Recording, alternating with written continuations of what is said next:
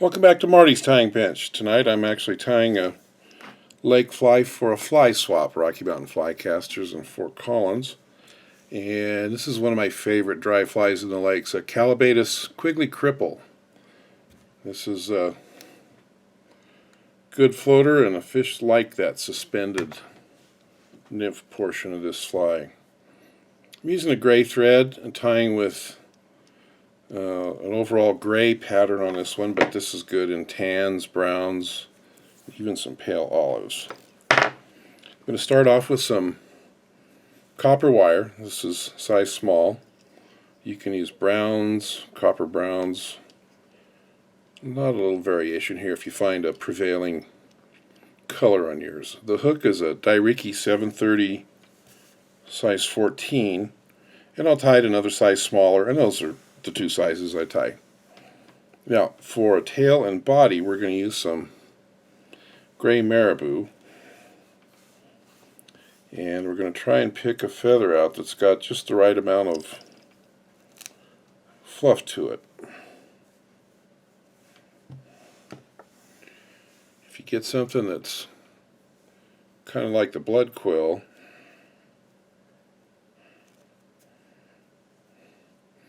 what happens is it makes a neat looking tail, but when you wrap it, you don't get a whole lot of fuzz out of it. So I'm looking for more of a woolly booger Marabou.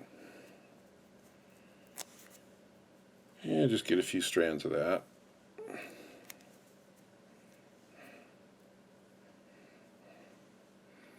Ragged tail, that's what I want. About the length of the hook shank. Yeah, let's get that stray out of there. Just a couple of turns to hold it in place. Now we're going to lift this up like you would on a pheasant tail. Get a couple of firm anchor wraps and move to the middle. Now I'm going to wrap this, spread those fibers out so we get lots of fluff.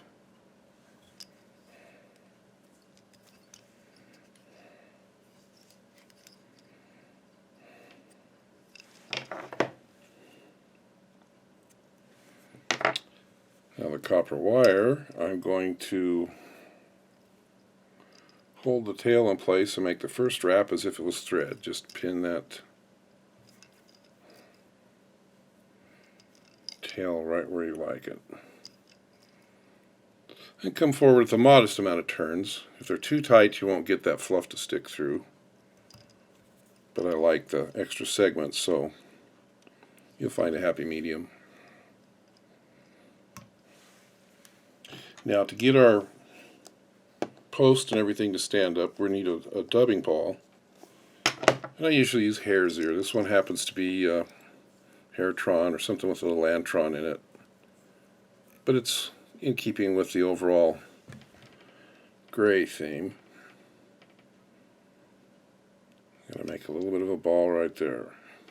And make a note of how much hook I've left. That's how much I'm going to need for my post and hackle.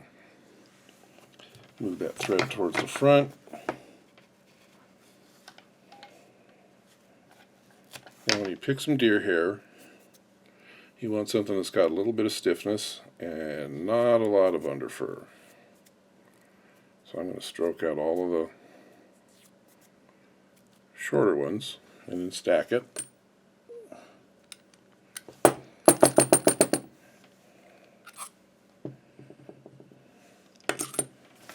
And this can get messy up front, but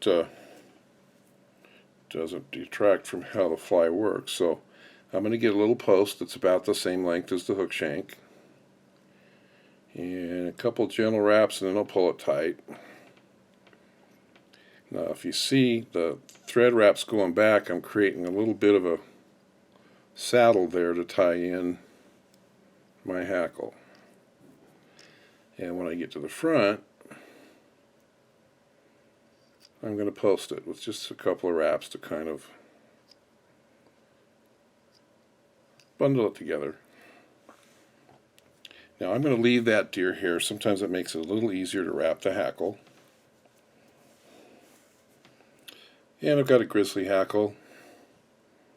typical size. It can be a little bit oversized.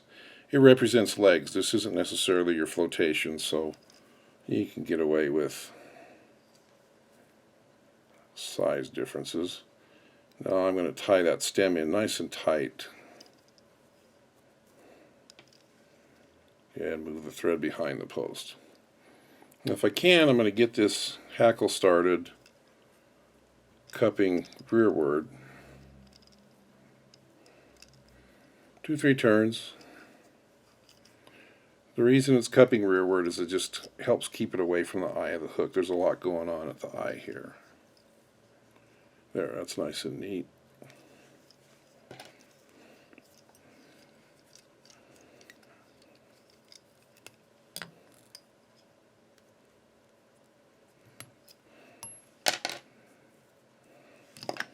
Okay. Trim the grizzly and stroke all of these fibers back, and I'm going to cut them just a little bit longer than the ball. And just be careful you don't get your hackle stuck in there. There you go. This thing's going to suspend. The body's going to hang in the water. And these Callibaetis hatch in the open water right above the weeds they live in. So there you go. Quigley Callibaetis Cripple.